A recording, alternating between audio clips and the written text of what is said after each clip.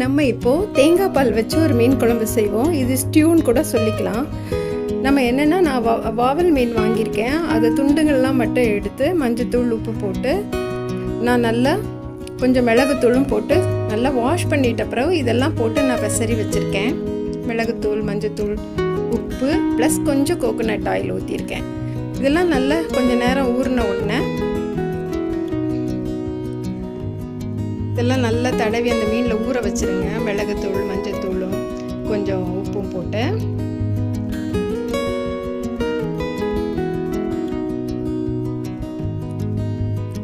இப்போ வாழை இலை வாங்கி இந்த மண்சட்டிக்குள்ளே நான் கட் பண்ணி உள்ளே வச்சுருக்கேன். ஆக்சுவலாக இது வந்து வாழை இலையில் உள்ள ஃப்ளேவர் வேறு, ப்ளஸ் அதோட சத்தும் நம்மளுக்கு வரும். இது டிஃப்ரெண்ட்டாக நல்லாயிருக்கும். அதில் கொஞ்சம் தேங்காய் எண்ணெய் ஊற்றிருக்கேன். இது தாளிப்பெல்லாம் எதுவும் கிடையாது, அப்படியே ஊற்ற வேண்டியதான். இது 2ஆம் பால் எடுத்து வச்சுருக்கேன். தேங்காயில் ஒரு அரை முடி தேங்காய் நான் எடுத்துக்கிட்டேன். நல்லா பால் அரைச்சி 2 பால் எடுத்து வச்சுருக்கேன். சின்ன வெங்காயம் ஒரு 10-15 வெங்காயத்தை பொடியாக நறுக்கி வச்சுருக்கேன்.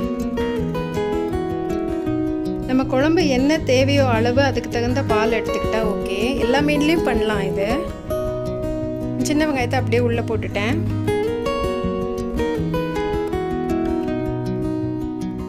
கொஞ்சம் கல்லுப்பு போட்டிருக்கேன்.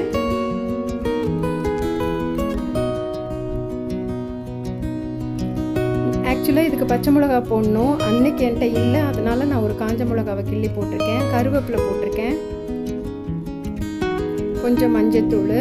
ஏன்னா நம்ம இதில் மிளகாத்தூள்லாம் சேர்க்காததுனால அது வந்து உங்களுக்கு கவிச்ச ஸ்மெல் இல்லாமல் இருக்கணும்னு தான் நான் மஞ்சத்தூள் போட்டிருக்கேன்.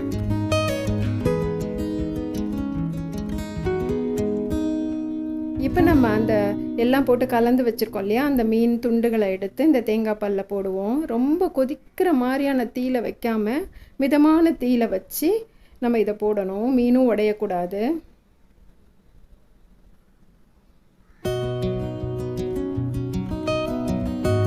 கடைசியில் நம்ம இந்த வாழை இலையை அப்படியே வெளியில் எடுத்துட்டா கூட அதில் உள்ள சத்தெல்லாம் இறங்கிரும். இந்த டேஸ்ட் எல்லாம் நல்லா இருக்கும்.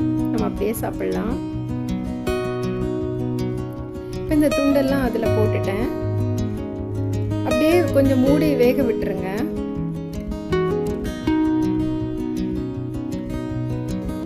கொஞ்சம் இஞ்சி துண்டு போட்டிருக்கேன் அதில். நான் இஞ்சி நீளமாக வெட்டி கூட போடலாம். வேக விட்டுங்க. அப்படியே ரொம்ப கிளறி விடும் போது ரொம்ப ஸ்பூன் வச்சு பார்த்து மெதுவாக கிளறணும், மீன் உடஞ்சிரும். இப்போ நம்ம கொஞ்சம் திக் பால் வச்சுருக்கோம் இல்லையா, அதை ஊற்றணும்.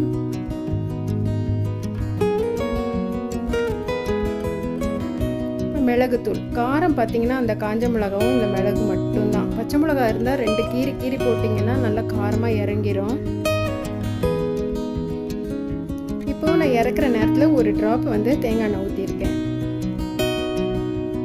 கொத்தமல்லி, கருவேப்பிலை தேவைக்கு போட்டுக்கோங்க. இந்த மீன் குழம்பு வந்து உண்மையிலே டேஸ்ட்டாக இருந்தது. இது ஸ்டியூன்னு கூட சொல்லலாம். இதை வந்து நம்ம ஒரு சாதத்துக்கோ எதுக்கோ கூட தொட்டு சாப்பிட்டுக்கலாம். ஆக்சுவலாக தக்காளி இதுக்கு போடுறதுக்கு தேவையில்லை. ஆனாலும் நான் 2 சும்மா அழகுக்காகவும் அப்படியே மேலே மிதக்கும் போது அது வெந்துடும், அப்படியே கூட எடுத்து சாப்பிட்டுக்கலாம். அதுக்காக நான் போட்டிருக்கேன். கண்டிப்பாக இதை செஞ்சு பாருங்கள், ருசியாக இருக்கும். இந்த ரெசிபியை நீங்கள் ட்ரை பண்ணி பாருங்கள். அப்படியே மூடி வச்சு வெந்த உடனே கிளறி விடணும் தான். அது மீனை உடையாமல் திருப்பி போட்டு கிளறி விட்டுறணும். இனிமேல் அதை எதுவும் செய்ய தேவையில்லை. அது அவ்வளோதான். அப்படியே நீங்கள் செஞ்சு பார்த்துட்டு எனக்கு சொல்லுங்கள் கமெண்ட்டில். இந்த வீடியோ உங்களுக்கு பிடிச்சிருந்தா லைக் பண்ணுங்கள், ஷேர் பண்ணுங்கள், சப்ஸ்கிரைப் பண்ணுங்கள்.